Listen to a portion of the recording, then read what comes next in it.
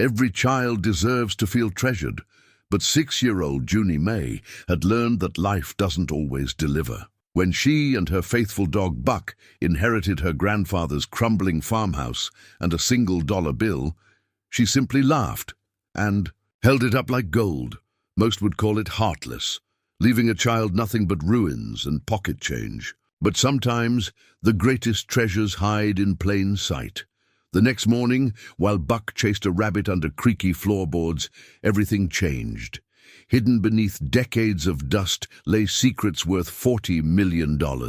As neighbors gathered and distant relatives appeared with sudden smiles, one question burned. Why would a man bury such wealth, only to leave it all to a little girl who found wonder in a $1? Before we jump back in, tell us where you're tuning in from, and if this story touches you, make sure you're subscribed, because tomorrow I've saved something extra special for you. The dust motes danced in the afternoon sunlight streaming through cracked windows as Junie Mae pressed her small face against the glass, watching her breath fog the pain. Buck, her golden retriever mix with one floppy ear that never quite stood right, sat beside her with the patient devotion that only dogs possess. Together, they surveyed what was now, according to the weathered deed in Aunt Clara's purse, officially theirs. The farmhouse had seen better decades.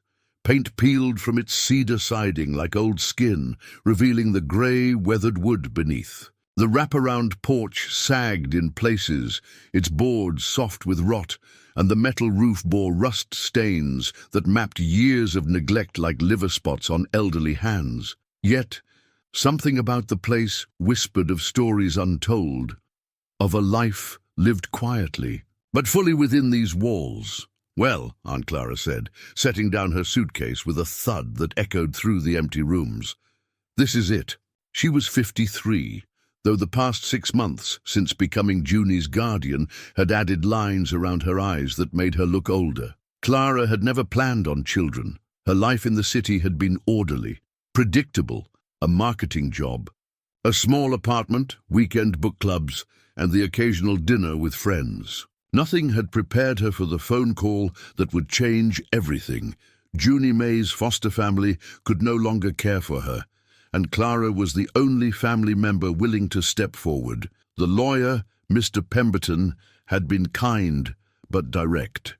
During their meeting, "Your grandfather, Earl Wickham, was quite specific in his will," he'd said, sliding the deed across his mahogany desk. "The property goes to Junie Mae, along with—" He'd paused, consulting his notes with the practiced air of a man who delivered stranger news. $1, to be given to her personally. Clara had laughed then, not from humor, but from the absurdity of it all. $1? That's it? I'm afraid so. The house needs substantial work, and frankly, the property taxes alone might force a sale within the year. I've had several inquiries from developers interested in the land. Now, standing in the living room, where dust particles performed their lazy ballet, Clara wondered if those developers had the right idea. The hardwood floors, warped and stained, groaned under their weight.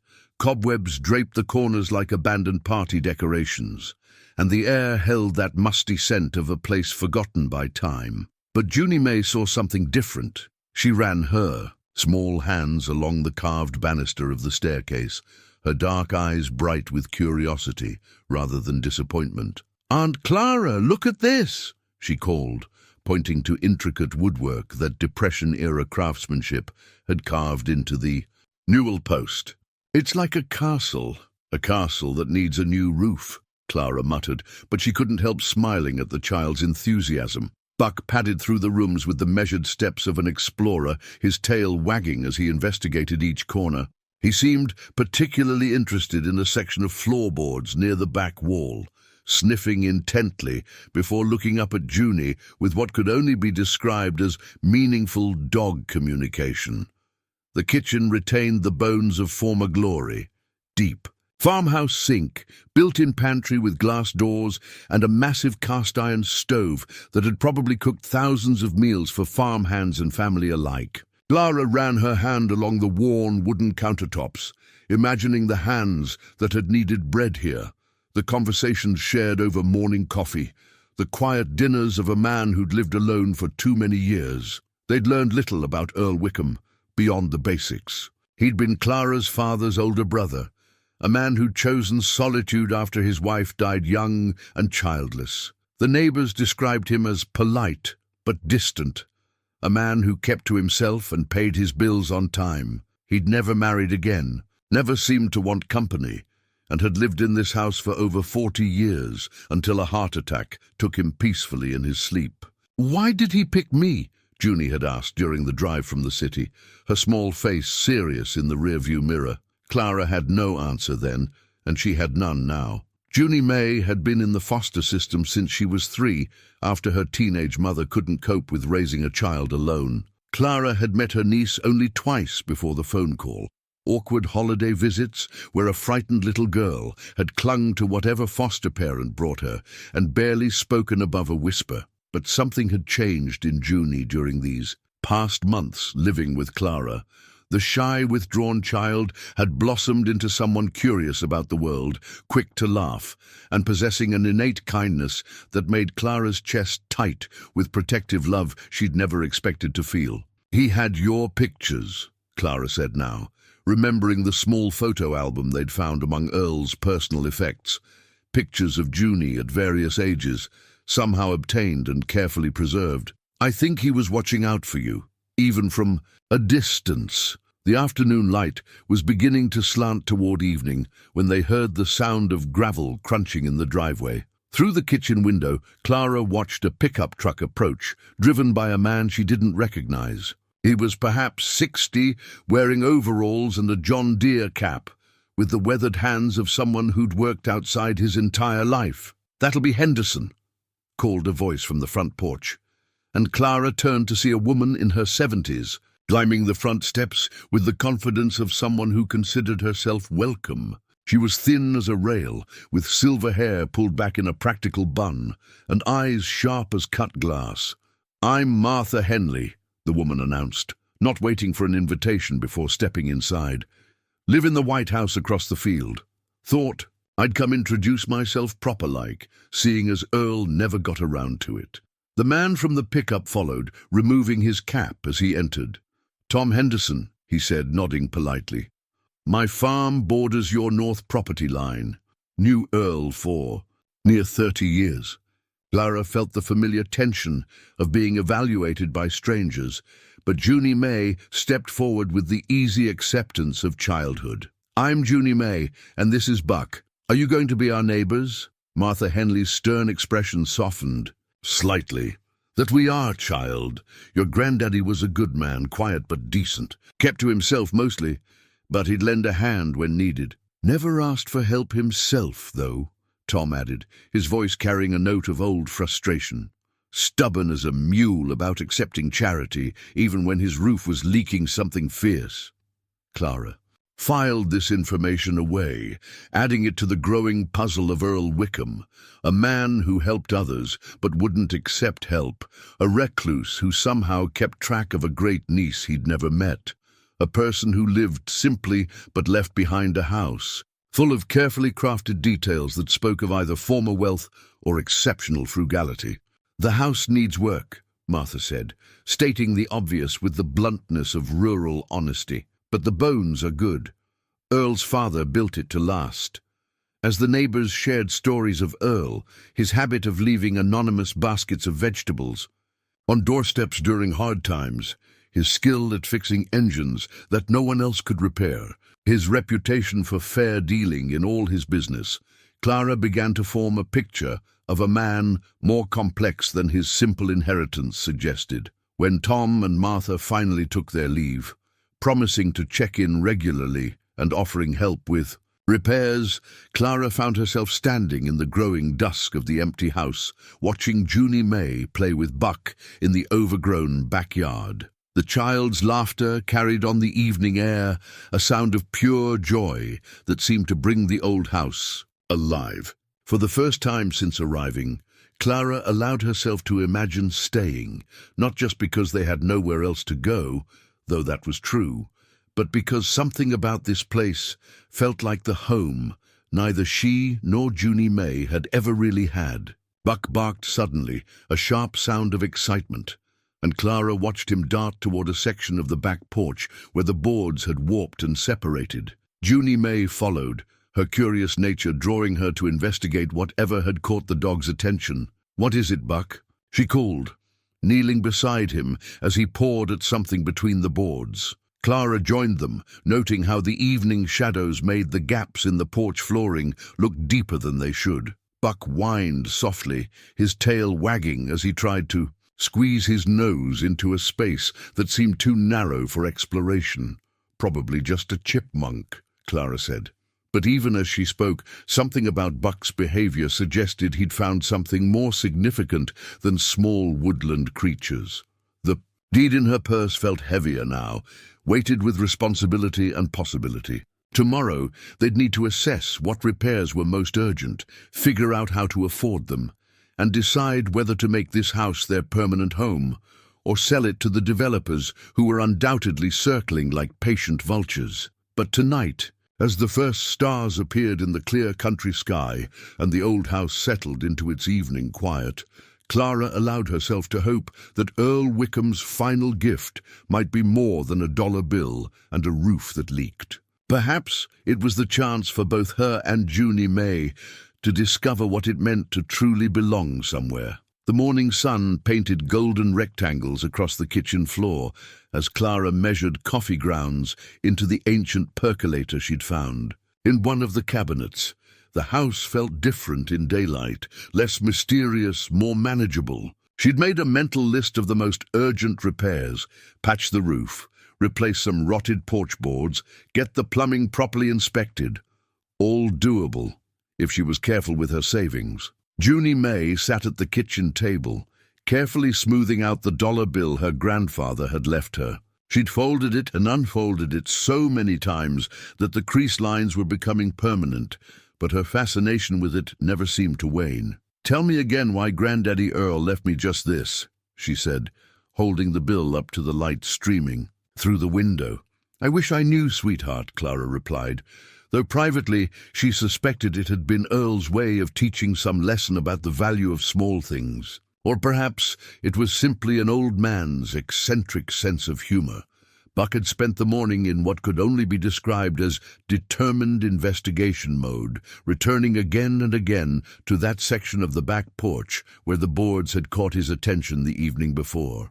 Now he stood at the kitchen door, tail wagging, looking between Junie Mae and the door with the unmistakable message that adventure awaited outside. "He wants to show us something," Junie Mae announced with the certainty of a child who spoke fluent. "Dog!" She tucked the dollar bill carefully into her pocket and headed for the door.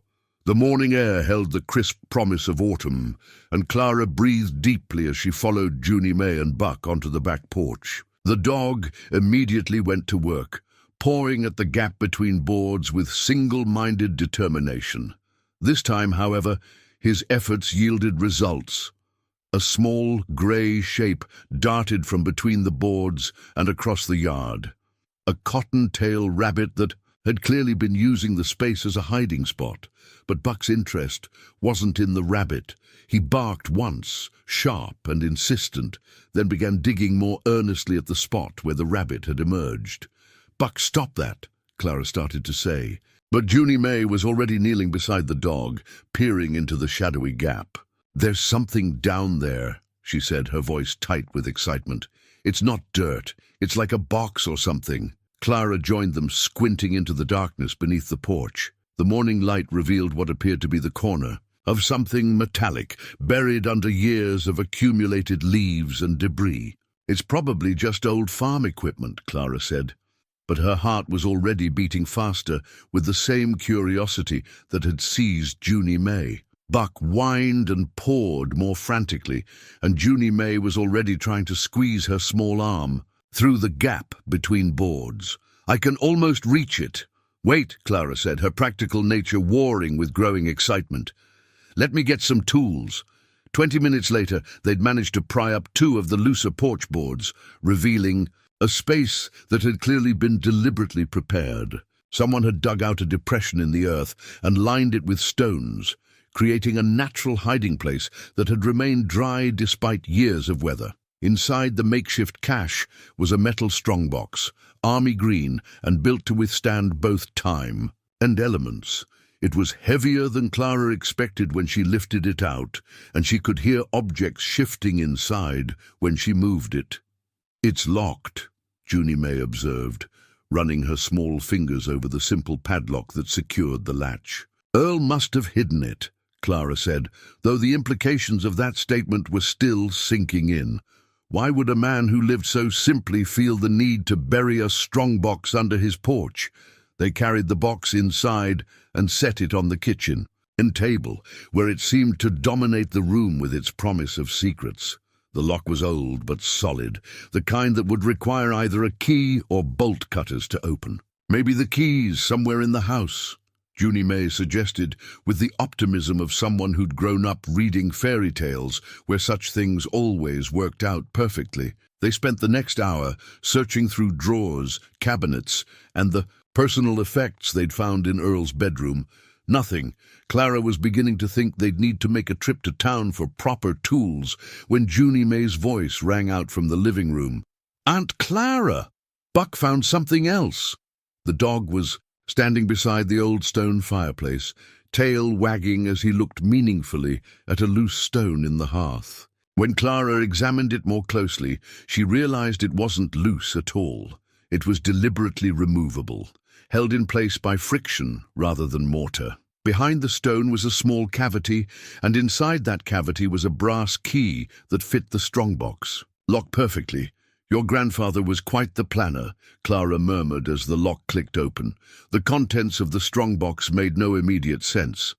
On top lay a leather-bound ledger, its pages filled with what appeared to be code, columns, of numbers, dates, and abbreviated notations that could have meant anything. Beneath that was a hand-drawn map of the property, carefully detailed and marked with various symbols that had no obvious meaning.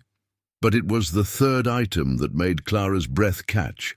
Another key, this one smaller and more modern, attached to a keychain bearing the logo of First National Bank of Cedar Falls. "What does it all mean?" Junie Mae asked, leaning against Clara's arm as she studied the mysterious contents. Clara opened the ledger and began reading the entries more carefully. The dates went back over 20 years, and while the abbreviations were cryptic, certain patterns began to emerge.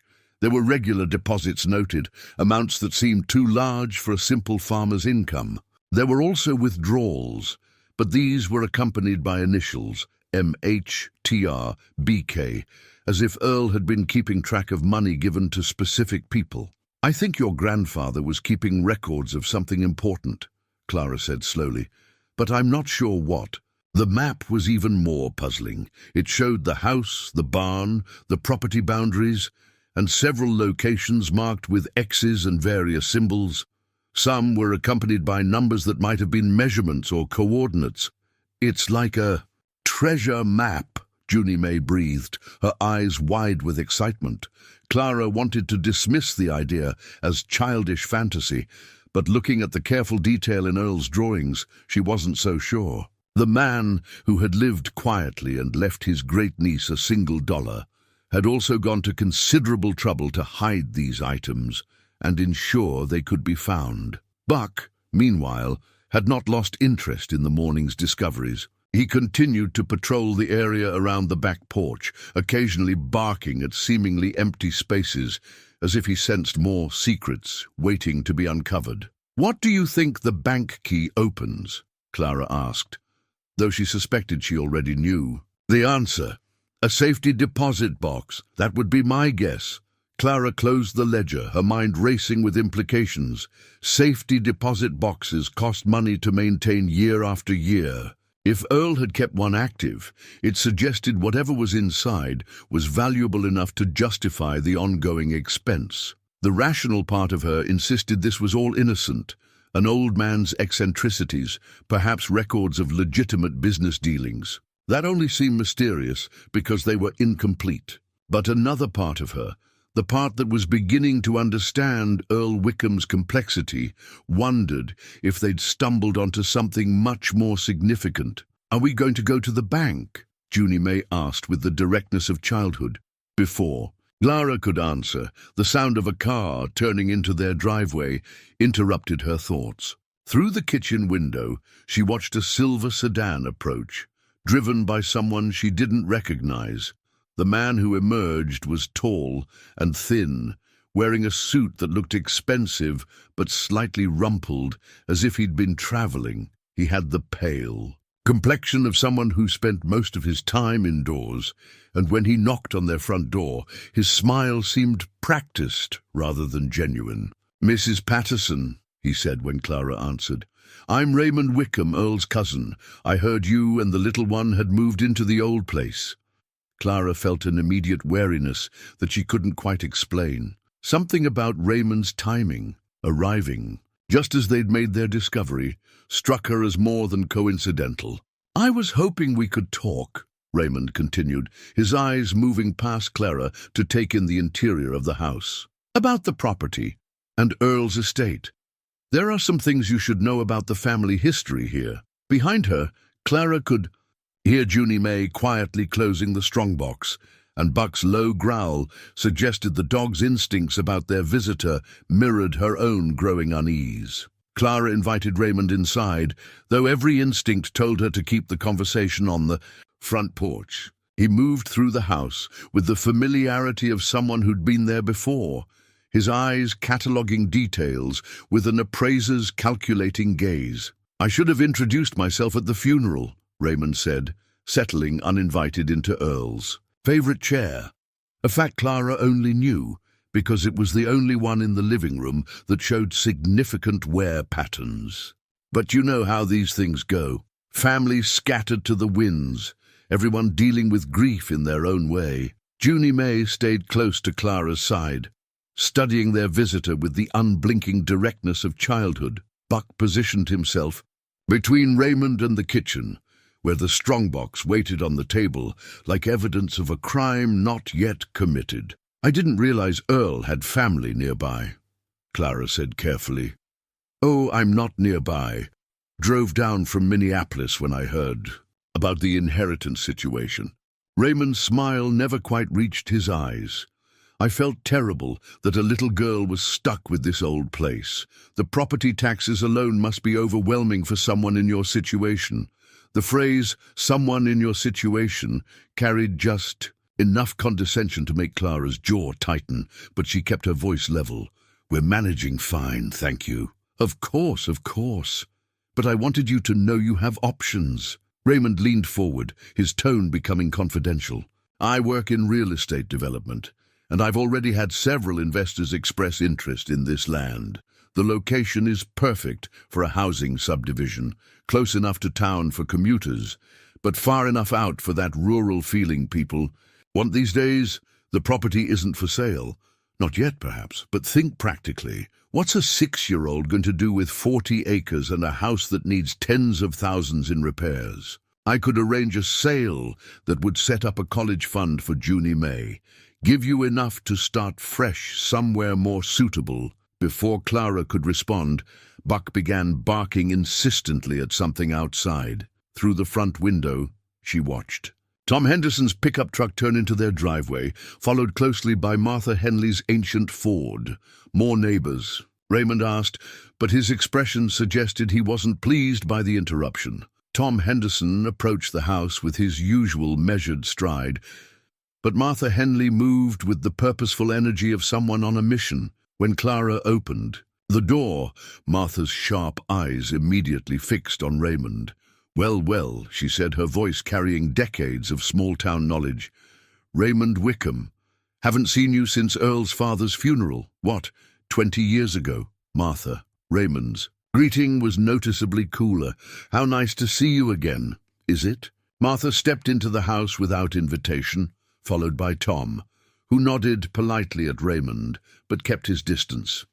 "Tom and I were just discussing how funny it is that Earl's distant relations suddenly find this old place so interesting." The Tension in the room was palpable, and Junie Mae moved closer to Clara, sensing adult undercurrents she couldn't fully understand. "I was simply offering practical assistance," Raymond said smoothly. "Moving to a rural area can be challenging for city people, especially with a child to consider." "Earl must have had his reasons for leaving the place to Junie Mae," Tom said quietly. "He wasn't a man who made decisions lightly." "Earl was also getting old and perhaps not thinking as clearly as he once did," Raymond replied, and Clara heard the first hint of sharpness in his voice. Martha's laugh was more bark than humor. "Earl's mind was sharp as a tack, right up until the end, sharper than most half his age, I'd say." After another 15 minutes of increasingly uncomfortable conversation, Raymond finally took his leave, but not before pressing his business card into Clara's hand and reminding her that his offer would remain open for a reasonable time. When his car disappeared down the gravel drive, Martha immediately turned to Clara with the intensity of someone who'd been holding back important information. "That man is trouble," she said without preamble. "Has been since he was a boy. Earl never trusted him, and neither should you." "What do you know about him?" Clara asked. "He's been sniffing around this property for years," Tom said. "Earl mentioned it more than once. Raymond calling, writing letters, always wanting to know about Earl's plans for the land. And now suddenly he's so concerned about what's best for a little girl," Martha added with obvious skepticism. "Raymond Wickham never cared about anything that didn't benefit Raymond Wickham." After the neighbors left, with promises to keep an eye on things and warnings to be careful about any unexpected visitors, Clara returned to the kitchen where the strongbox waited like a Pandora's box of family secrets. "Was that bad man going to take our house?" Junie Mae asked, her small hand finding Clara's. "No one's taking anything," Clara said firmly, surprised by the protectiveness in her own voice. When had she begun thinking of this place as theirs? They spent the afternoon examining Earl's map more carefully, and Clara began to notice details that had escaped her earlier attention. Some of the symbols appeared to correspond to structures on the property: the house, the barn, what might be an old well, but others were marked in locations that seemed empty, places where nothing visible stood. "Maybe we should look for these places," Junie Mae suggested with the adventurous spirit of childhood. Clara's practical side argued against treasure hunting based on cryptic maps, but her curiosity was stronger than her caution. Armed with the map and accompanied by Buck, who seemed to understand they were embarking on a mission of discovery, they set out to explore the property more systematically. The first marked location was behind the barn, near what had once been a vegetable garden. Buck immediately began sniffing around a section where the ground looked different from the surrounding area, slightly raised and covered with vegetation that didn't match the rest of the field. Using a shovel they'd found in the barn, Clara began digging carefully. About 2 feet down, the shovel struck something metallic. More excavation revealed another strongbox, smaller than the first but similarly built for durability. This one wasn't locked.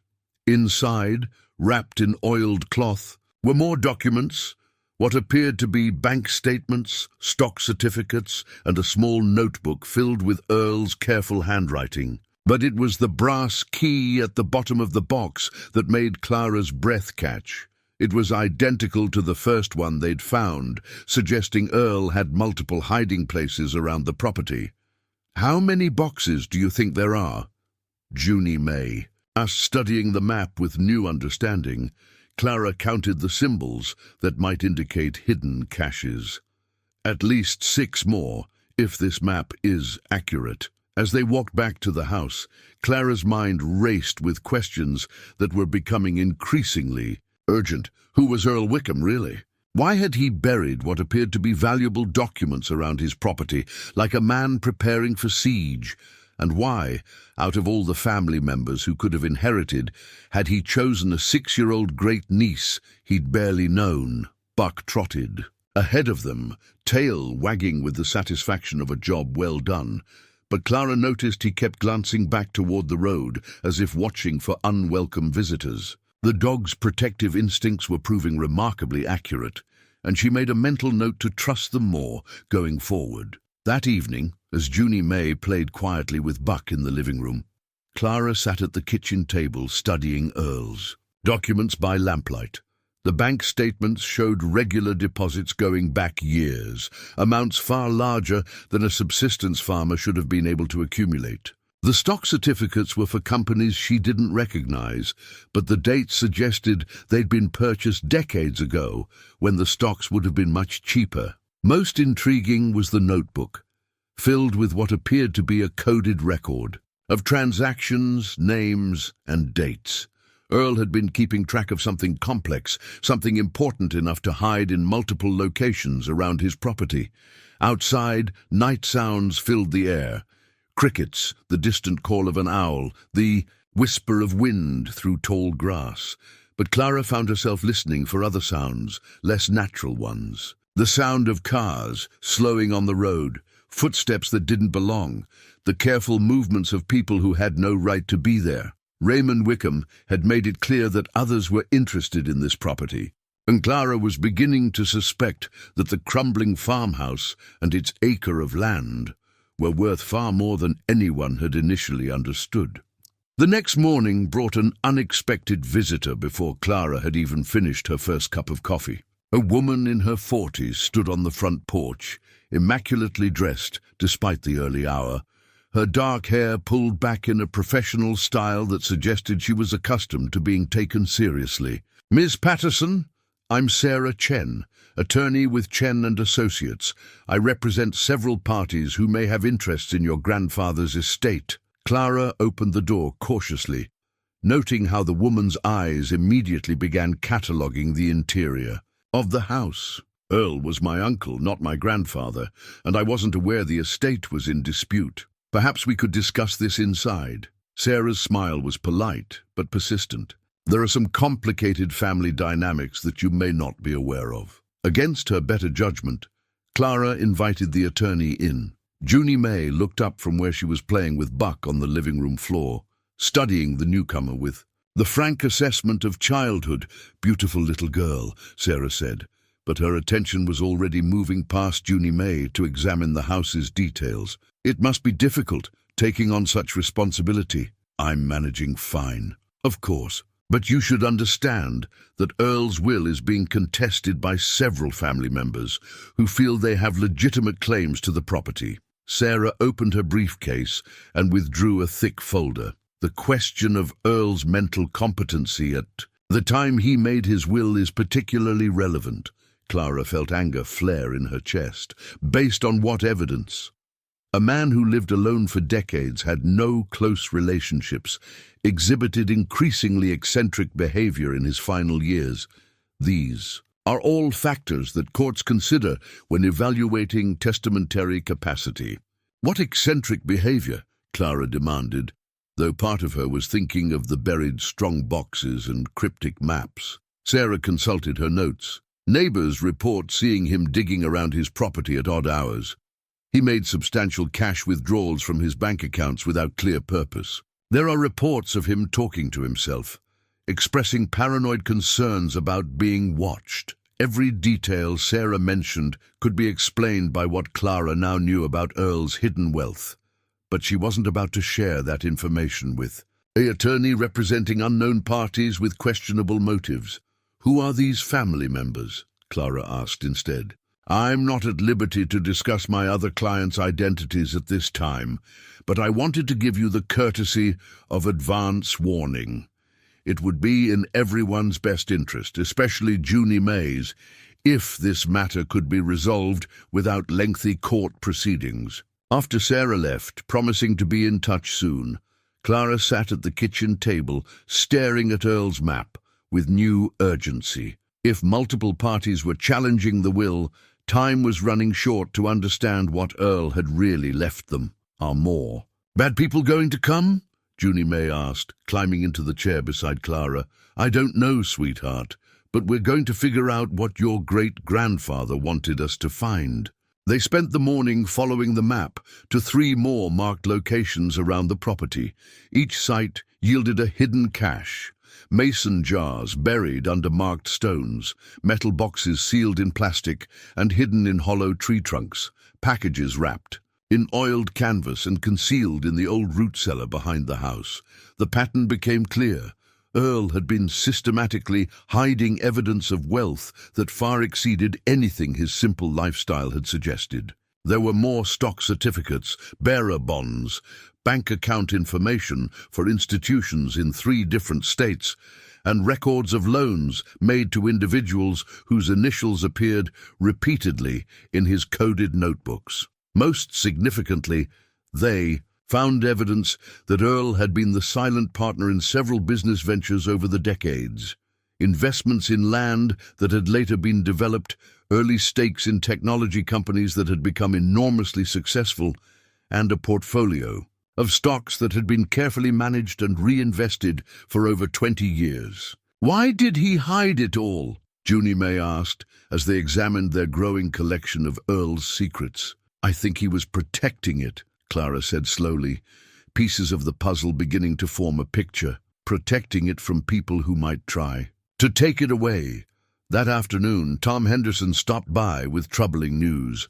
"Saw some folks poking around your back property line yesterday evening," he said, his weathered face creased with concern. 2 men in a pickup truck, claiming to be surveyors, but they didn't have the right equipment. What were they doing? Hard to say for sure, but it looked like they were measuring distances, taking photos. When I walked over to introduce myself, they left pretty quick. Clara felt a chill that had nothing to do with the autumn air. Earl's preparations were beginning to make more sense. He'd known people would come looking for his wealth, and he'd done everything he could to keep it safe until the right person could claim it. But why Junie Mae?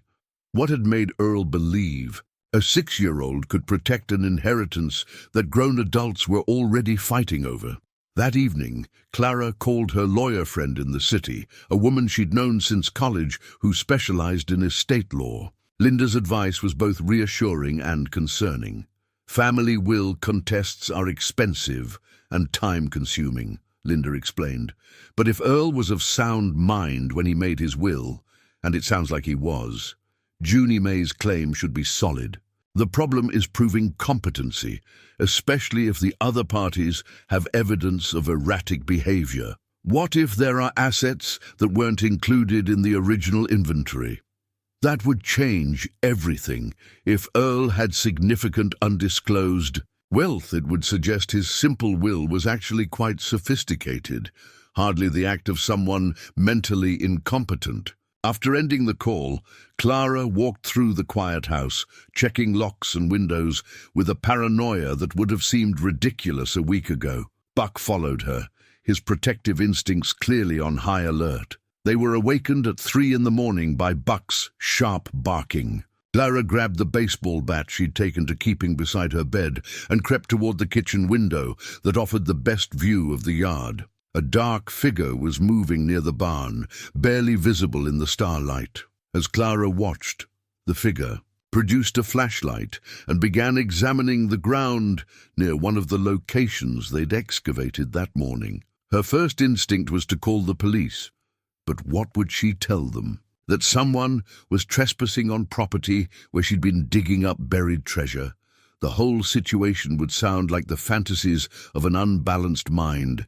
Exactly the kind of thing Sarah Chen and her mysterious clients could use to challenge Earl's will.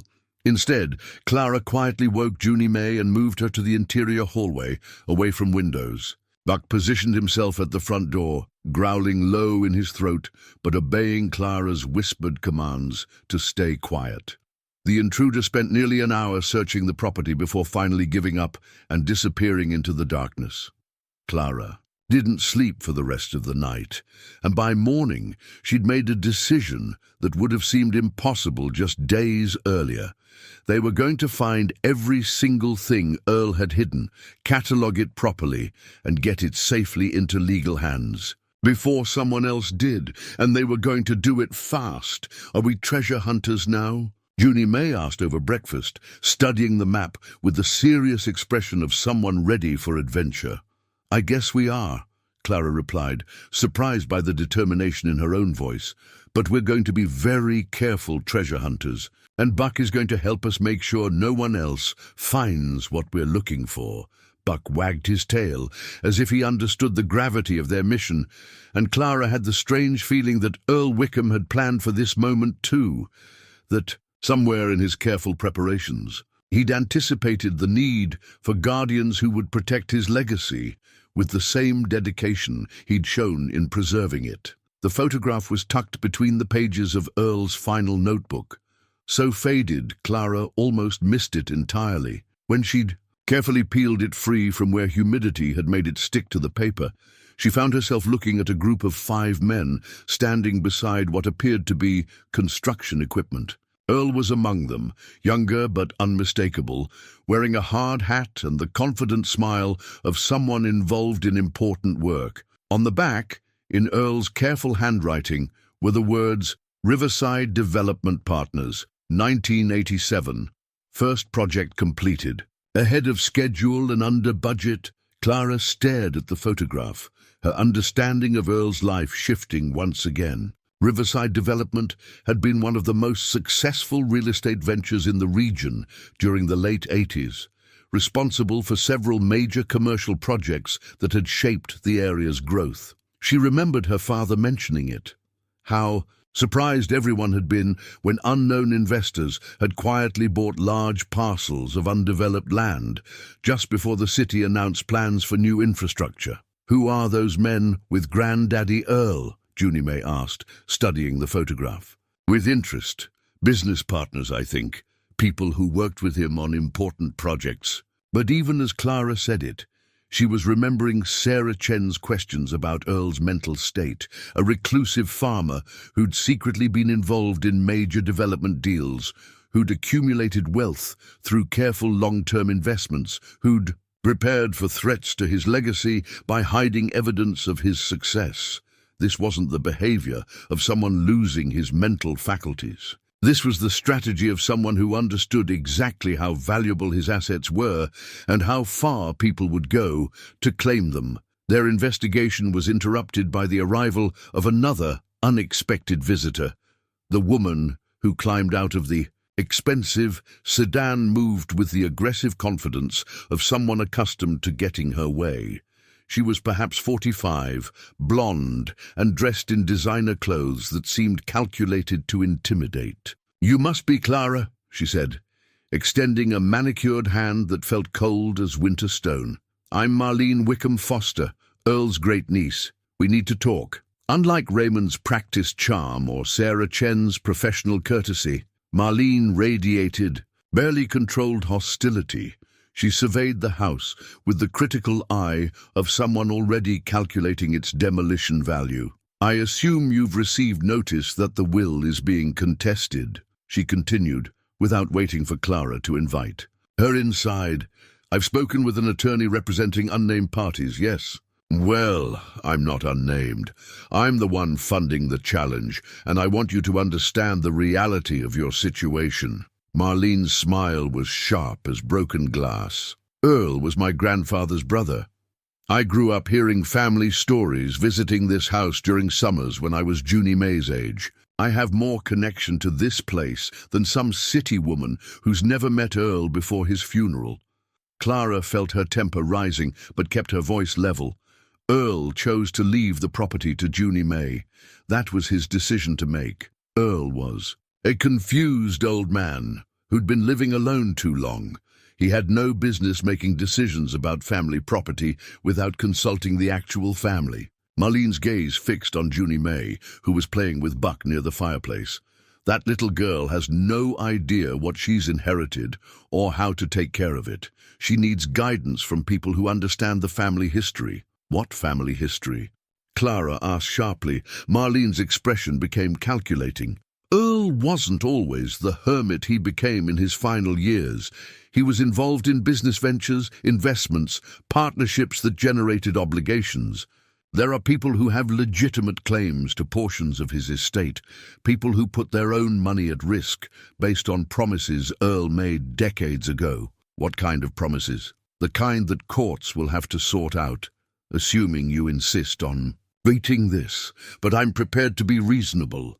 Marlene opened her purse and withdrew a document. I'm offering to purchase the property for fair market value, plus enough additional compensation to establish a proper trust fund for Junie Mae's education. Everyone wins, and we avoid a nasty court battle that could drag on for years. Clara glanced at the document, a purchase offer for an amount that seemed generous for a rundown farmhouse and 40 acres of rural land. But given what she was learning about Earl's hidden assets, the offer struck her as calculated to seem fair, while actually representing a fraction of the property's true value. I'll need time to consider this, of course, but don't take too much time. My attorney tells me that Child Protective Services sometimes gets involved when minor children inherit property that adults can't properly maintain. It would be terrible if Junie Mae was placed back in foster care while the courts sorted everything out. The threat was subtle but unmistakable, and Clara felt her protective instincts flare with an intensity that surprised her. After Marlene left, promising to check back soon for an answer, Clara sat at the kitchen table trying to process the morning's revelations. Tom Henderson arrived an hour later, bringing news that added another layer to the growing complexity of their situation. Ran into old Pete Morrison at the hardware store this morning, Tom said, settling into his usual chair. Pete's been the bank president over in Cedar Falls for near 30 years. He asked me some interesting questions about you and Junie Mae. What? What kind of questions? Whether you'd been asking about safety deposit boxes, whether you'd found any unusual documents among Earl's effects. Pete's a good man, but he seemed nervous about something. Clara felt pieces of the puzzle shifting in her mind. Did Earl bank at First National? For as long as I knew him. Pete always said Earl was one of their most reliable customers, never missed a payment, kept his accounts in perfect order. Tom paused, his weathered face thoughtful. But Pete also mentioned something else. Said there'd been inquiries about Earl's accounts from people claiming to be family members, asking about outstanding balances and whether Earl had any dormant accounts or unclaimed property. How many people? Pete couldn't say exactly, but it sounds like Earl's death stirred up a lot of interest in his financial affairs. After Tom left, Clara returned to studying Earl's photographs and documents with new understanding. The picture of the development partners had been taken almost 40 years ago, but she was beginning to suspect its significance went far beyond documenting a successful business venture. That evening, Martha Henley stopped by with information that confirmed Clara's growing suspicions about the broader implications of Earl's legacy. Heard through the grapevine that the Riverside Development Group is having a reunion of sorts, Martha said, accepting Clara's offer of coffee and settling in for a long conversation. Seems like all the surviving partners are suddenly interested in reconnecting, sharing memories of the old days. How many partners were there originally? 5, according to what I remember. Earl was the quiet one, never talked much about the business side of things. But the others, they went on to become pretty important people in real estate and development around these parts. Martha leaned forward, her expression becoming serious. Clara, I've lived in this community for 73 years. I've seen families fight over inheritances, watched good people do terrible things when money's involved. But what's happening here feels different. It feels organized. What do you mean? Too many people asking too many questions too quickly. Raymond showing up the day after you found Earl's papers, that attorney arriving before anyone had even filed formal challenges. And now Marlene, who hasn't set foot in this county for 15 years, suddenly appearing with purchase offers. Martha shook her head grimly. Someone's been watching this situation, waiting for Earl to die so they could make their move. That night, as Clara tucked Junie Mae into bed, the little girl asked the question that had been haunting Clara's thoughts all day. Aunt Clara, why didn't Granddaddy Earl just give his money to the bank like normal people? Clara smoothed the child's hair, choosing her words carefully. I think he was worried that if people knew how much money he had, they might try to take It away from someone who really deserved it. Like me. Like you. As Clara turned off the light and prepared to leave the room, Junie Mae's voice came quietly from the darkness. Buck thinks there are more secrets. He keeps sniffing around the old well behind the barn. Clara paused in the doorway, realizing that even a 6-year-old could see that their treasure hunt was far from over. Buck's instincts proved accurate once again. The area around the old well yielded the most significant discovery yet, not buried in the ground, but hidden in plain sight. What Clara had assumed was simply a broken board in the well's wooden cover was actually a carefully constructed panel that slid away to reveal a waterproof container. Inside the container was a safety deposit box key, different from the bank. Key they'd found earlier, along with a letter addressed to the person Earl trusted most. Clara's hands shook slightly as she unfolded the paper and began reading Earl's careful script. "If you're reading this, it means I'm gone, and you've been thorough enough to find what I hoped someone would find. The key opens Box 247 at Midwest Security Trust in Minneapolis. Martha Henley has the second signature card. She's been helping me protect these assets for 15 years, though she doesn't know the full extent of what we've been guarding." Clara looked up at Junie Mae, who was watching with the patient attention of someone who'd grown accustomed to adult revelations. "Your great-grandfather had more help than we realized." The letter continued. "The people who will try to claim this inheritance aren't family in any way that matters. They're former business associates who made bad decisions, lost money, and have been waiting for me to die so they can make legal claims against my estate.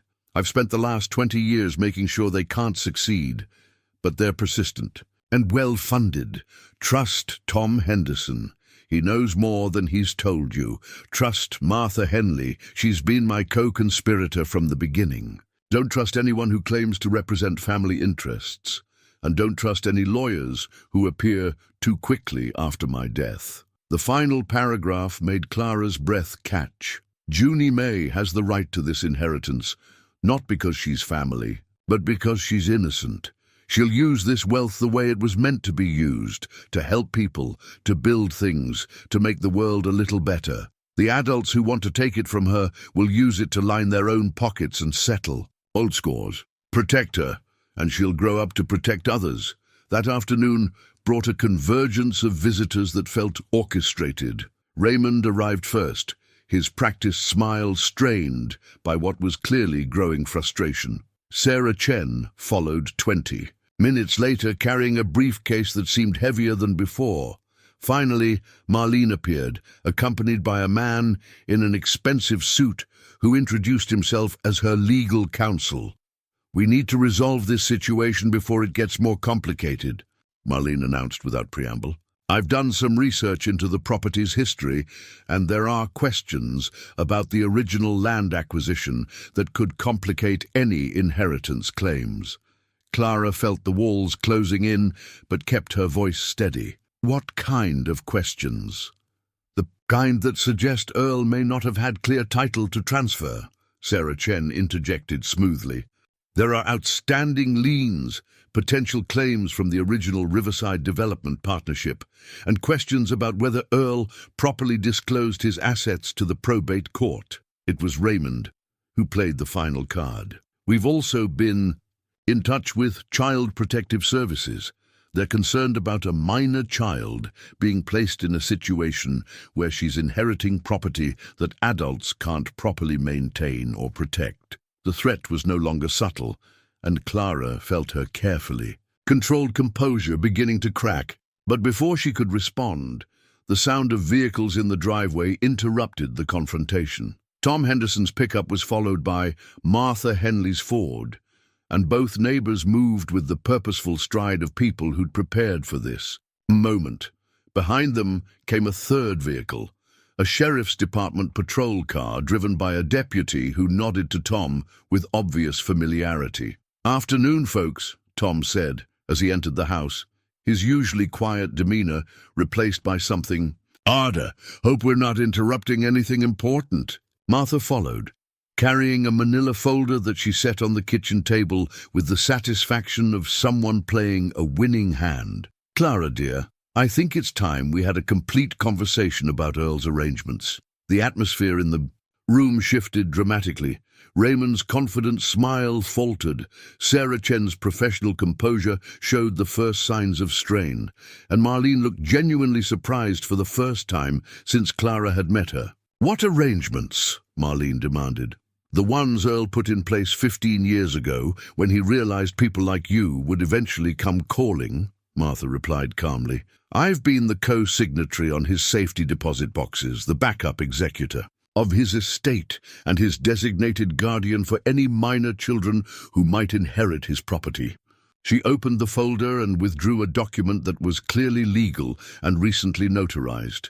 "This is a court order granting me temporary guardianship over Junie Mae's interests until all challenges to Earl's will are resolved. And this," she produced another document, "is a restraining order preventing any of you from making direct contact with Clara or Junie Mae without court supervision."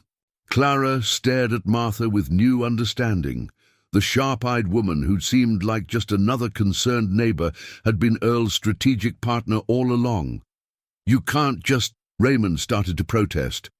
"Actually, we can," said Deputy Miller, speaking for the first time. "These orders were signed by Judge Reynolds this morning. Mrs. Henley has legal standing as the designated child advocate, and there's sufficient evidence of harassment and intimidation to warrant protection." Sarah Chen tried to maintain her professional demeanor. "This is highly irregular. My clients have legitimate legal interests." "Your clients have been making threats against a 6-year-old child and her guardian," Tom interrupted, his usually gentle manner replaced by something that reminded everyone he'd been a working farmer for 40 years and wasn't intimidated by city lawyers. "That's not legal interest. That's harassment." After the unwelcome visitors left, with promises to challenge the restraining order and warnings about the consequences of obstructing legitimate legal proceedings, Clara found herself sitting at the kitchen table with Martha and Tom, trying to process the day's revelations. "How long have you known about Earl's plans?" Clara asked Martha. "Since right after his wife died, near 30 years ago. Earl was afraid of dying alone and having everything he'd worked for stolen by people who didn't deserve it." Martha's expression softened as she looked at Junie Mae, who was playing with Buck in the corner. "He started making preparations then, but it wasn't until about 15 years ago that he identified Junie Mae as his heir, but she was barely born then. How could he know he didn't choose her because he knew her?" Tom said quietly. "He chose her because he'd been watching over her since she was placed in foster care. He'd been making sure she was safe, that her needs were met, that she had good placements with families who would treat her right." Clara felt tears prick her eyes. As understanding dawned, he was taking care of her all along. Anonymous donations to her foster families, contributions to childcare costs, even funding for special medical care when she needed it, Martha confirmed. Earl never wanted children to suffer the way he'd suffered after his parents died. Junie Mae became his way of making sure at least one child got the protection and opportunities she deserved. As evening fell and their protectors prepared to leave, Martha handed Clara a final envelope. Earl's instructions for the next phase. He knew this day would come when the threats became open and the legal challenges began. "Tomorrow, we go to Minneapolis and open that safety deposit box. It's time for you and Junie Mae to see the full extent of what you're protecting." That night, as Clara tucked Junie Mae into bed, the little girl asked the question that had been forming in both their minds. "Are we safe now, Aunt Clara?"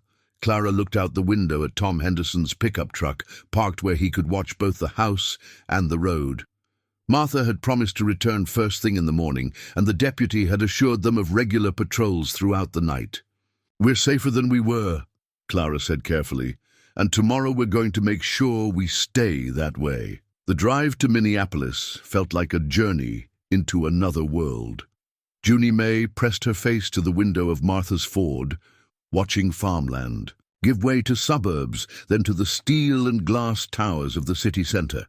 Buck sat beside her with the patient dignity of a dog who understood the importance of the mission, his protective instincts on high alert, despite the unfamiliar surroundings. Midwest Security Trust occupied the ground floor of a building that spoke of old money and established discretion. The lobby was all marble and mahogany, designed to reassure clients that their valuables were protected by both modern technology and traditional solidity.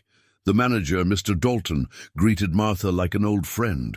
He was perhaps 60, with silver hair and the measured manner of someone who'd spent decades handling other people's most precious possessions. "Martha, it's been too long," he said warmly, then turned to Clara and Junie Mae with genuine kindness. "And you must be Earl's family. He spoke of you often during his visits." "Earl came here regularly," Clara asked, surprised, "every few months for the past 15 years. Always very methodical, very careful about his documentation." Mr. Dalton's expression grew more serious. "I should tell you that we've had several inquiries about Earl's box since his passing. People claiming to represent estate interests, asking about the contents and whether there were any co-signatories besides Martha." Martha's jaw tightened. "What did you tell them?" "Nothing, of course. Client confidentiality is absolute here, but I wanted you to be aware that Earl's death has generated considerable interest from parties unknown. The safety deposit box area was accessed through multiple security doors, each requiring different keys and authorization codes. When they finally reached box 247, Clara felt her heart racing with anticipation and dread.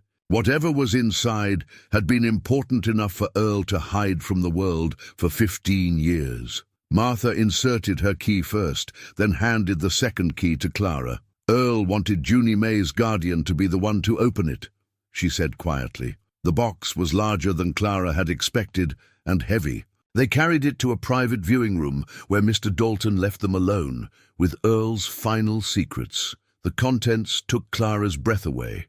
The top layer consisted of stock certificates, hundreds of them, each one carefully catalogued and stored. In protective sleeves, Clara recognized some of the company names, technology giants that had started as small ventures decades ago, pharmaceutical companies that had developed breakthrough drugs, energy companies that had pioneered new technologies. The certificates were dated from the 1970s and 1980s, purchased when the stocks would have cost pennies per share. Beneath the certificates were bonds, both corporate and government issued, representing loans to entities that had long since repaid their debts with substantial interest. Bank statements from multiple institutions showed accounts containing millions of dollars, managed by investment firms that Clara had only heard of in connection with the world's wealthiest families. But it was the leather portfolio at the bottom of the box that contained the most revealing documents. Earl's personal records, meticulously maintained, told the story of a man whose business acumen had been far greater than anyone had suspected. "My God," Clara whispered as she studied the summary sheets Earl had prepared. "The total value is over $40 million. Martha nodded grimly. Earl knew it would be that much by now. He'd been tracking the investments, planning for this moment when someone would need to understand what he'd accomplished. The portfolio also contained Earl's detailed explanation of how he'd accumulated such wealth. It began in 1975, when he'd inherited a modest sum from his parents and made his first investment in a small technology company that was developing something called a microprocessor. Instead of spending his profits, Earl had reinvested them, again and again, always choosing companies with innovative ideas and strong fundamentals. More importantly, Earl had documented why he'd hidden his wealth. The Riverside Development Partnership had been his first major business venture, and it had been enormously successful. But when the partnership dissolved in the early 1990s, several of his former associates had filed lawsuits claiming Earl owed them money from undisclosed profits. Though the courts had ruled in Earl's favor, the experience had taught him that success attracts predators. He spent the next 20 years making sure no one could find his assets. Clara said, reading Earl's careful explanations. Every investment was made through different entities. Every account was held in different names. Every valuable asset was hidden where casual searches couldn't discover it. The final section of Earl's records contained his reasoning for choosing Junie Mae as his heir, and reading it brought tears to Clara's eyes. "I have watched this child for 4 years," Earl had written. "I have seen her in 7 different foster homes with families who ranged from indifferent to actively harmful. In every situation, she has maintained her kindness, her curiosity, her capacity for wonder at small gifts. She finds joy in a dollar bill, not because she doesn't understand money, but because she understands that joy itself is precious and shouldn't be dependent on wealth." Earl had documented his anonymous contributions to Junie Mae's welfare, payments to foster families to ensure she received proper care, funding for medical expenses, contributions to educational programs. He'd been protecting her long before he'd made her his heir. "She will use this wealth responsibly," the letter continued, "not because she's been taught about money management or investment strategy, but because she's learned that true security comes from taking care of others. When she's old enough to control this inheritance, she'll use it to make sure other children don't suffer the way she suffered. She'll fund foster care improvements, establish scholarships, create programs that give vulnerable children the opportunities they deserve. She'll do this because it's who she is, not because someone tells her she should." But the most shocking revelation was Earl's final disclosure about the people who were trying to claim his estate. Raymond, Marlene, and their associates weren't just distant relatives making opportunistic claims. They were former business partners who had been systematically trying to locate Earl's hidden assets for over a decade. "Raymond Wickham is the son of my former business partner, Robert Wickham," Earl had written. "When the Riverside Partnership dissolved, Robert was convinced I had hidden profits that should have been shared among the partners. He spent years trying to prove it, and when he died, he passed his obsession on to his son. Raymond has been filing legal challenges, hiring private investigators, and pressuring financial institutions for 15 years, trying to find money he believes should be his." Similarly, Marlene was the daughter of another former partner who had made poor financial decisions after the partnership ended and blamed Earl for not sharing insider information about profitable investments. "They don't want this inheritance because they love Junie Mae or because they have any legitimate claim to family property," Earl had written. "They want it because they believe their parents were cheated out of money 30 years ago, and they see Earl's death as their opportunity to finally claim what they think they're owed." Clara closed the portfolio, her mind reeling with the implications of what they'd discovered. Junie Mae, meanwhile, was studying one of the stock certificates with the focused attention she gave to everything that interested her. "Aunt Clara, this paper says I own part of a company that makes computers. Does that mean I can ask them to make Buck a special computer just for dogs?" Despite everything, Clara found herself laughing. "I don't think that's exactly how it works, sweetheart. But if I own part of the company, shouldn't they listen to my ideas?" Martha smiled at the exchange. Earl would have loved hearing her say that. He always said that the best business ideas come from people who aren't afraid to ask obvious questions. Mr. Dalton returned to help them secure the documents and arrange for professional copies to be made. "You'll want multiple sets," he advised. "One for your attorney, one for the probate court, one for your own records.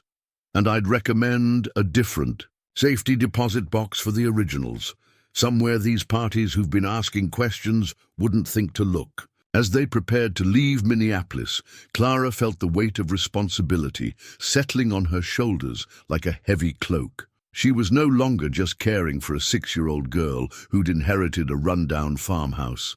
She was protecting a child who would someday control wealth that could change thousands of lives.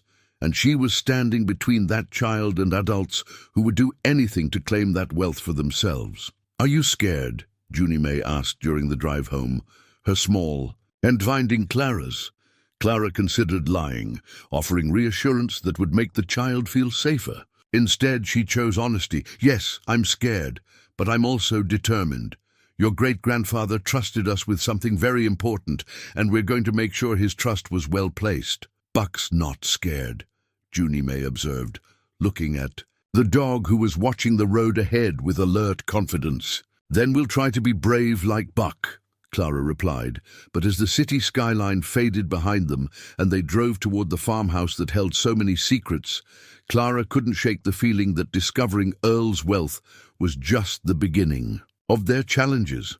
The people who wanted to take it from Junie Mae now knew they were dealing with stakes far higher than anyone had imagined, and that knowledge would make them more dangerous than ever. The news of Earl's true wealth spread through the community with the speed of wildfire and the destructive potential of a tornado.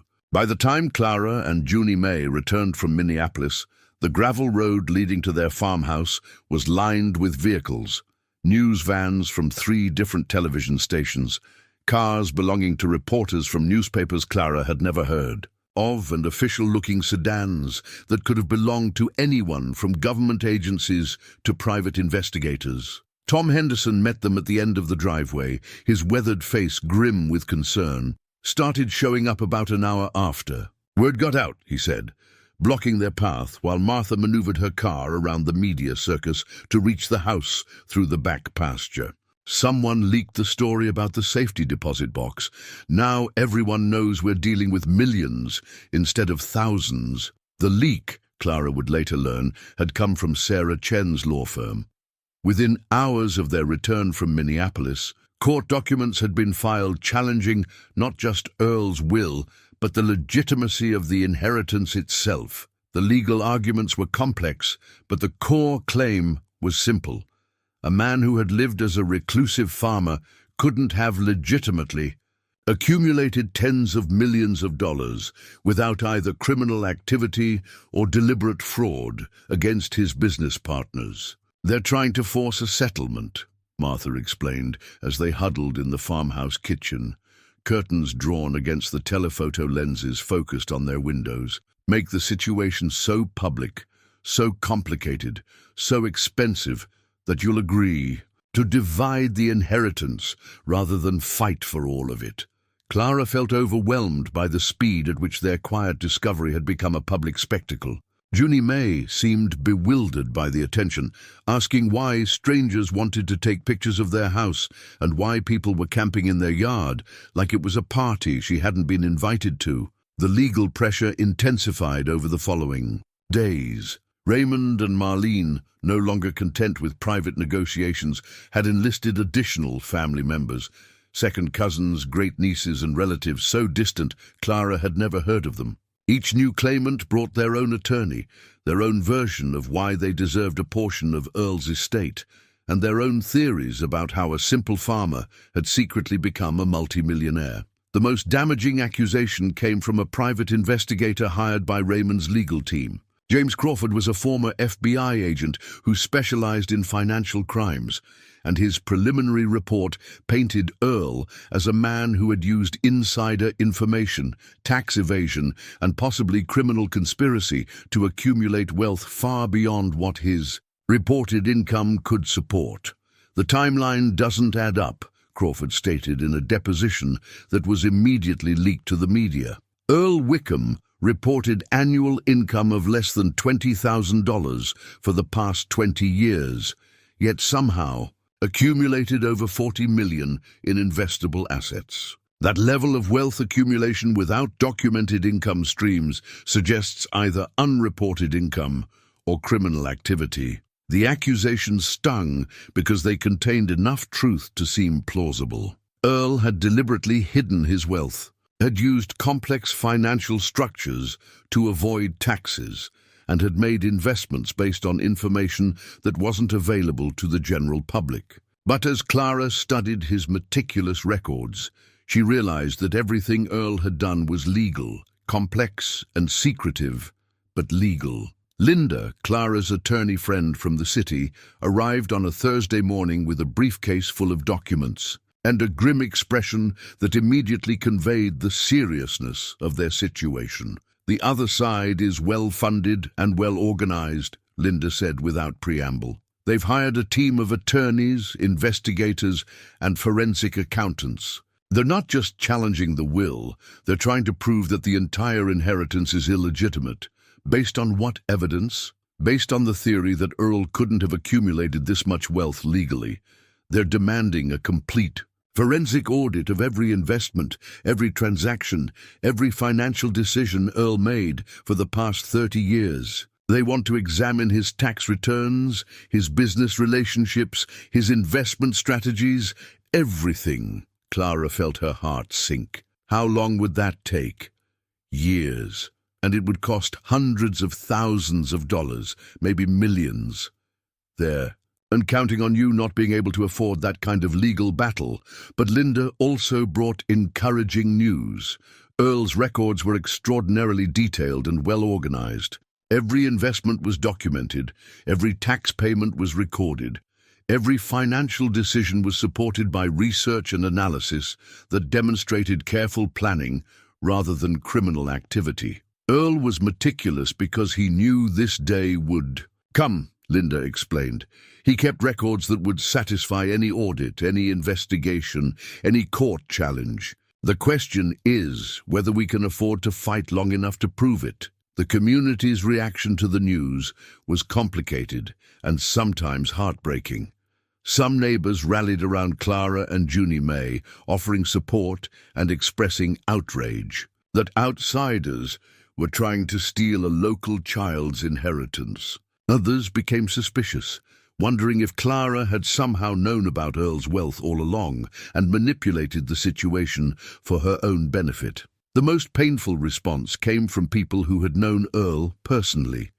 Several former friends came forward with stories about Earl's strange behavior in his final years, his secretive trips to the city, his reluctance to discuss his finances, his apparent paranoia about being watched. These stories, innocuous when viewed in context of Earl's situation, became sinister when presented as evidence of mental instability or criminal activity. "It's like they're putting Earl on trial," Martha said bitterly after a particularly difficult day of dealing with reporters and investigators. "A good man who lived quietly and hurt no one, and they're trying to make him sound like a criminal mastermind." The pressure on Junie Mae was becoming unbearable.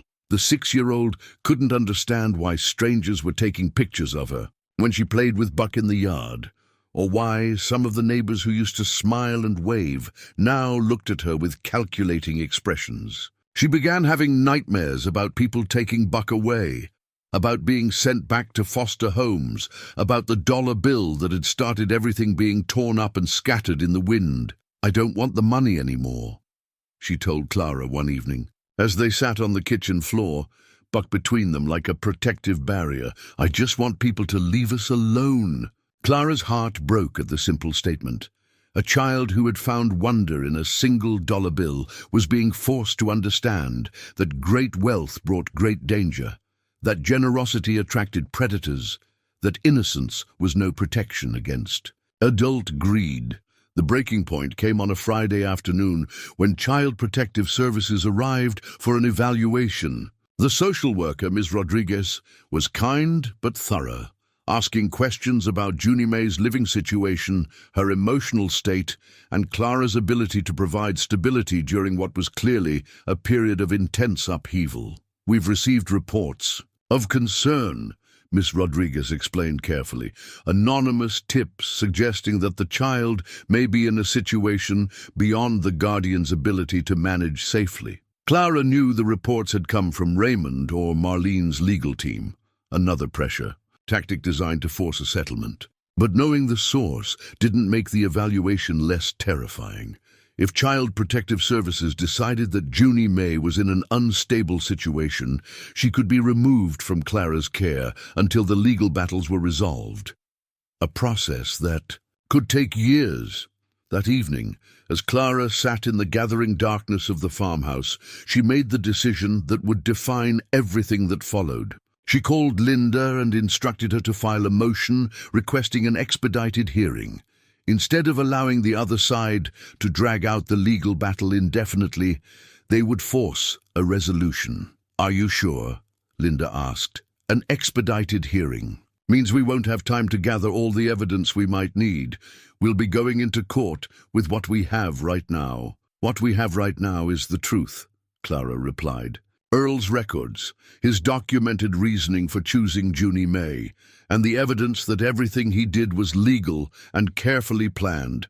If that's not enough, then no amount of additional time will make it enough. The motion for expedited hearing was granted, largely because the media attention had made the case a public spectacle that the courts wanted to resolve quickly. The hearing was scheduled for the following Wednesday, less than a week away. The final days of preparation felt like preparing for battle.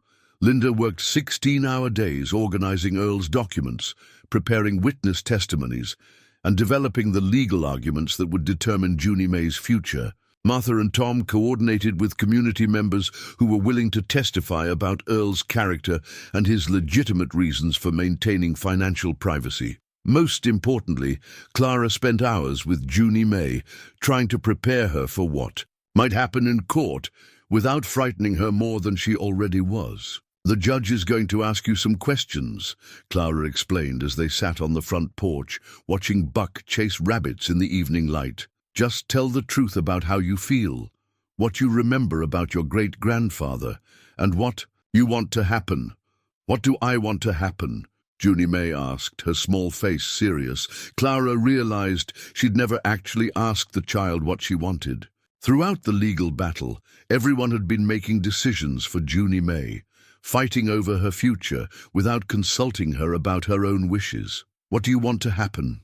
Clara asked gently.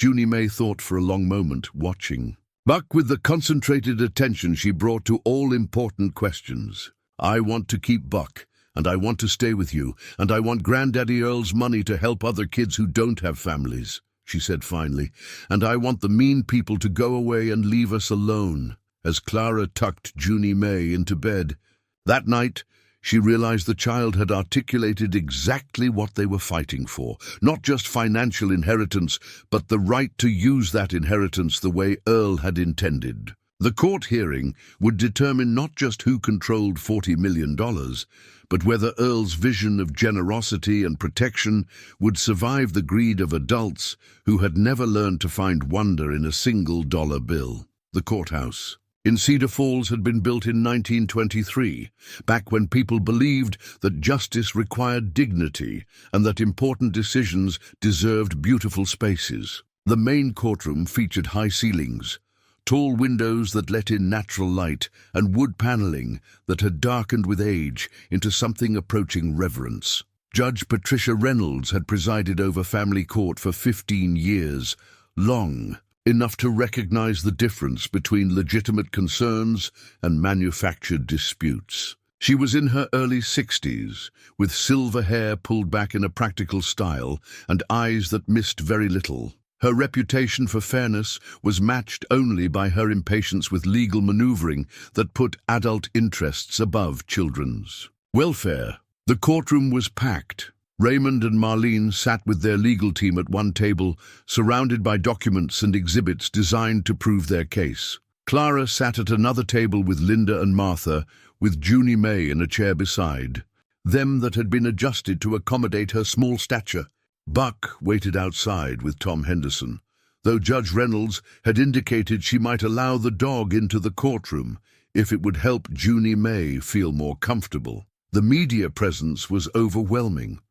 Reporters from local and national outlets, sketch artists, and legal observers who had come to witness what one newspaper had dubbed the $40 million inheritance battle. Judge Reynolds had allowed limited media access, but warned that any disruption would result in immediate removal from the courtroom. "This hearing will determine the validity of Earl Wickham's will and the legitimacy of Junie Mae Patterson's inheritance," Judge Reynolds announced as the proceedings began. "I want to be clear from the outset that my primary concern is the welfare of the minor child involved. All other considerations are secondary. Raymond's attorney, William Hartley, presented their case first. Hartley was in his 50s, with the polished confidence of someone who'd won many battles in courtrooms, exactly like this one. His argument was sophisticated and damaging. Your Honor, we're not here to dispute that Earl Wickham had the right to dispose of his property as he chose. We're here because the evidence suggests that Earl Wickham was not competent to make such decisions in his final years, and because the inheritance itself may be based on assets that were obtained through questionable means. Hartley presented testimony from neighbors who described Earl's increasingly reclusive behavior, his apparent paranoia about being watched, and his odd habit of digging around his property at unusual hours. A former employee from the local bank testified that Earl had made large cash withdrawals without clear explanations, behavior that had concerned bank staff. Most damaging was the testimony from the private investigator, James Crawford, who had spent weeks analyzing Earl's financial records. Crawford's conclusion was stark. In my professional opinion, it is mathematically impossible for Earl Wickham to have accumulated $40 million through legitimate means, given his reported income and documented expenditures over the past 30 years. When Hartley finished his presentation, Clara felt as if Earl's entire life had been painted in the darkest possible light. The careful, methodical man she was coming to know through his records had been portrayed as either mentally incompetent or criminally deceptive. Linda's response began with a simple but powerful statement. Earl Wickham was neither crazy nor criminal. He was careful. And he was careful because he knew that people like the petitioners would someday try to take his wealth away from the child he had chosen to protect. Linda presented Earl's meticulously kept records, not the coded notebooks that had seemed mysterious initially, but the complete financial documentation that told the story of a man with extraordinary investment acumen and unwavering discipline. She showed how Earl's initial modest inheritance had been carefully invested during the early days of the computer revolution, how his profits had been reinvested in pharmaceutical companies before breakthrough drugs were developed, how his real estate investments had been made in areas just before major infrastructure improvements were announced. Earl Wickham didn't get rich through inside information or criminal activity, Linda explained. He got rich by being smarter, more patient, and more disciplined than other investors. He bought stocks when nobody wanted them and held them for decades. He identified trends before they became obvious to everyone else. Most importantly, he reinvested his profits instead of spending them. But the most powerful moment came when Linda requested permission to read Earl's personal letter to the court. The letter addressed to the person Earl trusted most that they had found with the safety deposit box key. Judge Reynolds granted the request, and Linda began reading in a clear voice that carried to every corner of the courtroom. If you're reading this, it means I'm gone, and you've been thorough enough to find what I hoped someone would find. I need you to understand why I chose Junie Mae, and why I hid my wealth from people who would try to claim it. The courtroom fell completely silent as Linda continued reading Earl's explanation of his investment strategy, his reasons for financial secrecy, and most importantly, his detailed observations about Junie Mae's character during her years in foster care. I have watched this child for 4 years, Linda read. I have seen her in 7 different foster homes, with families who ranged from indifferent to actively harmful. In every situation, she has maintained her kindness, her curiosity, her capacity for wonder at small gifts. She finds joy in a dollar bill not because she doesn't understand money, but because she understands that joy itself is precious and shouldn't be dependent on wealth. Clara noticed several people in the courtroom wiping their eyes as Linda read Earl's vision for how Junie Mae would use the inheritance, not for personal luxury, but to help other children who needed protection and opportunities. When Linda finished, Reading, Judge Reynolds asked the question that would determine everything. Junie Mae, would you like to tell the court how you feel about what we've heard today? The 6-year-old stood up in her chair, looked directly at the judge with the fearless honesty of childhood, and said, I think Granddaddy Earl was very smart and very kind.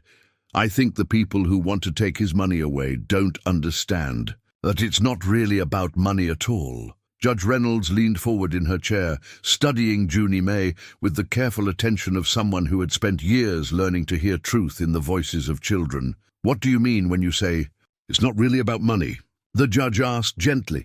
Junie Mae looked around the crowded courtroom, her dark eyes taking in the lawyers, the reporters, the relatives who had appeared from nowhere to claim pieces of her inheritance. When she spoke, her voice was clear and confident. Granddaddy Earl gave me $1 bill because he wanted to see if I would be happy with something small. Buck found the hidden boxes because he knew we were supposed to find them. All the money was buried like treasure because Granddaddy Earl wanted someone who would look for it with wonder, not greed. She paused, glancing at Clara for reassurance, then continued, the mean people want the money because they think it belongs to them, but Granddaddy Earl already decided who should have it. He picked me because he knew I would share it with kids who need help, just like he shared things with people when they needed help. Judge Reynolds nodded slowly, then turned her attention to the legal teams. I've heard extensive testimony about Earl Wickham's mental competency, his financial methods, and the legitimacy of his wealth accumulation. I've also heard testimony about his character, his generosity, and his documented reasons for choosing Junie Mae as his heir. She picked up a thick folder of documents, the evidence that would determine the future of $40 million and the life of one small girl. The petitioners have failed to provide convincing evidence that Earl Wickham was mentally incompetent when he made his will. The financial records presented by the defense demonstrate sophisticated investment strategies executed over decades, hardly the work of someone with diminished mental capacity. Clara felt her heart beginning to race as Judge Reynolds continued. Furthermore, the petitioners have failed to demonstrate any evidence of criminal activity in Earl Wickham's wealth accumulation. Complex financial structures and legitimate privacy measures are not evidence of wrongdoing. They are evidence of careful planning by someone who understood the value of discretion. Raymond shifted uncomfortably in his seat, while Marlene's expression grew increasingly grim. Their attorney whispered something urgent, but Judge Reynolds was not finished. Most importantly, I have read Earl Wickham's detailed explanation of his decision-making process. His choice of Junie Mae as his heir was not arbitrary or the result of diminished capacity. It was a deliberate decision based on years of observation and careful consideration of how his wealth could be used to benefit society. The judge's voice grew stronger as she delivered her conclusions. The court finds that Earl Wickham was of sound mind when he executed his will. The court finds that his wealth was accumulated through legal means and that he had every right to dispose of it according to his wishes. The court finds that Junie Mae Patterson is the legitimate heir to Earl Wickham's estate. The courtroom erupted. Raymond's legal team immediately began discussing appeals, while Marlene stood abruptly and walked toward the exit, her face flushed with anger. Reporters scribbled furiously, and camera flashes went off despite warnings against photography. But Judge Reynolds wasn't finished. However, she continued, her voice cutting through the noise, the court also recognizes that a 6-year-old child cannot be expected to manage assets of this magnitude without appropriate oversight and protection. Clara felt a moment of panic. Was the judge about to appoint some kind of conservator or guardian who would control Junie Mae's inheritance? Therefore, the court is establishing a trust structure that will protect Junie Mae's interests while ensuring that Earl Wickham's intentions are honored. Clara Patterson will serve as primary trustee, with Martha Henley as co-trustee and oversight from this court until Junie Mae reaches the age of 25. Relief flooded through Clara, but Judge Reynolds had one final directive. The trust documents will specify that the inheritance be used primarily for Junie Mae's welfare, education and support, with the remainder designated for charitable purposes, benefiting foster children and child welfare organizations. This structure ensures that Earl Wickham's vision will be realized. His wealth will indeed be used to help children who need protection and opportunities. As the gavel came down, finalizing the decision, Clara pulled Junie Mae into a fierce hug. Around them, the courtroom buzzed with activity, lawyers packing up documents, reporters rushing to file stories, and spectators discussing the implications of the ruling. Martha leaned over to whisper in Clara's ear, "Earl would be proud. You fought for her exactly the way he hoped someone would." Outside the courtroom, Tom Henderson waited with Buck, who immediately bounded toward Junie Mae, as if he'd known the outcome all along. The reunion between child and dog was photographed by dozens of cameras, creating an image that would appear on newspaper front pages across the country. A little girl and her faithful companion, protected at last by the wisdom and generosity of a man who had understood that true wealth lies in taking care of others. Raymond and Marlene left the courthouse without speaking to reporters, though their attorneys promised immediate appeals that never materialized. Within weeks, both had quietly withdrawn their challenges, apparently having concluded that fighting Earl's carefully documented and legally sound estate plan would be more expensive than it could ever be profitable. The private investigator, James Crawford, later admitted to a colleague that Earl Wickham's financial records were the most meticulously maintained he'd ever seen. "The man was a genius," Crawford said. "He knew exactly what he was doing every step of the way."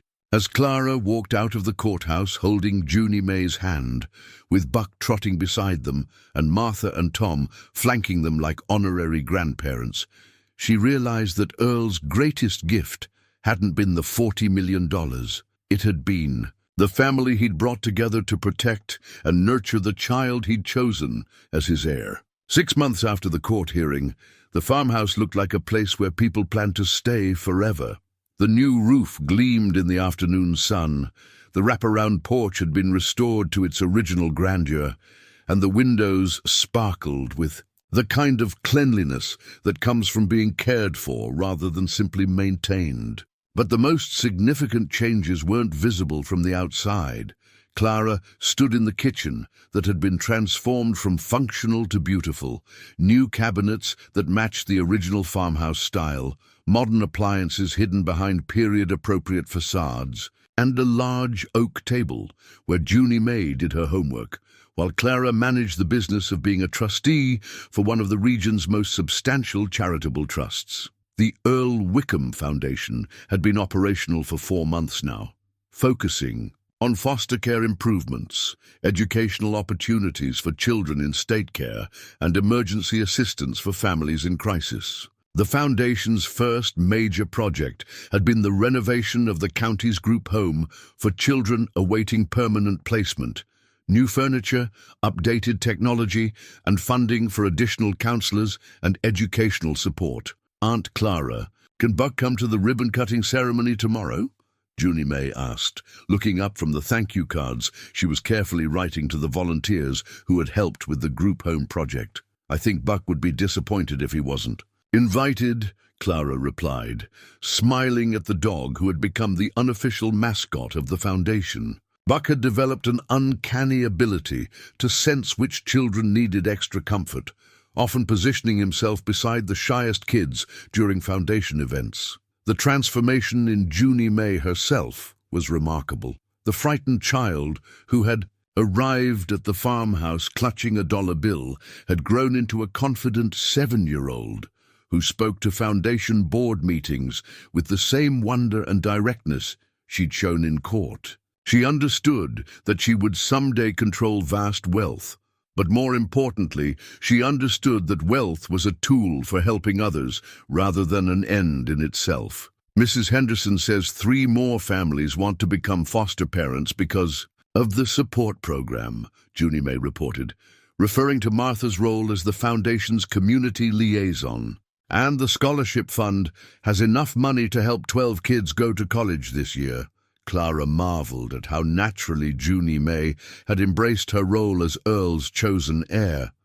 The child who had once been moved from foster home to foster home now spent her afternoons planning ways to make sure other children had stable, loving families. The foundation provided financial support to foster families, funded training programs for social workers, and maintained an emergency fund for children who needed immediate assistance. The legal battles had ended, not with appeals, or continued. Challenges, but with something Earl probably would have appreciated.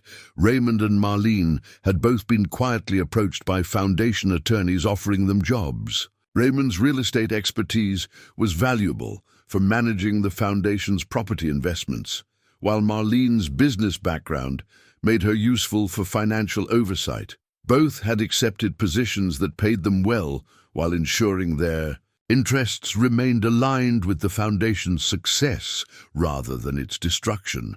Tom Henderson had become the foundation's primary advisor on agricultural projects, helping to establish programs that taught life skills to older foster children. Through farming and animal care, the foundation had purchased several properties around the county, creating what amounted to a network of supervised independent living opportunities for young adults aging out of the system. Martha Henley had surprised everyone, including herself, by becoming a fierce advocate for legislative changes to improve the foster care system. Her combination of small-town common sense and substantial foundation resources had made her a formidable presence at state legislative hearings. "You know what Earl would have loved most about all this?" Martha said during one of her regular visits to check on Junie Mae's progress and Clara's adaptation to her unexpected role as foundation administrator. "What? That it's working exactly the way he planned, but it's also become something bigger than he probably imagined. He's saved one little girl, and that little girl is saving hundreds of others." The personal changes were equally profound. Clara had discovered talents she never knew she possessed, an ability to see patterns in complex financial reports, a skill for managing multiple projects simultaneously, and a capacity for the kind of strategic thinking that effective philanthropy requires. She'd also discovered something more important, the deep satisfaction of work that mattered. The loneliness that had characterized her city life seemed like a distant memory. The farmhouse was regularly filled with visitors, foundation staff, grant recipients, foster families attending support meetings, and the community of neighbors who had welcomed Clara and Junie Mae as permanent residents. Most evenings found them on the front porch watching the sunset paint the sky while Buck patrolled the yard with the satisfied air of a dog whose territory was properly secure. Junie Mae would practice reading aloud from whatever book had caught her interest, while Clara reviewed foundation business or simply enjoyed the peace of a life that felt, finally, completely right. "Aunt Clara," Junie Mae said one evening as they sat watching fireflies begin their nightly dance, "do you think Granddaddy Earl knows what we're doing with his money?" Clara considered the question seriously. "I think he planned for exactly what's happening. He knew you would use the money to help people, and he knew the right adults would step forward to help you do it." "Do you think he knew about Buck?" Clara looked at the dog, who was watching them with the alert intelligence that had guided them through every important discovery.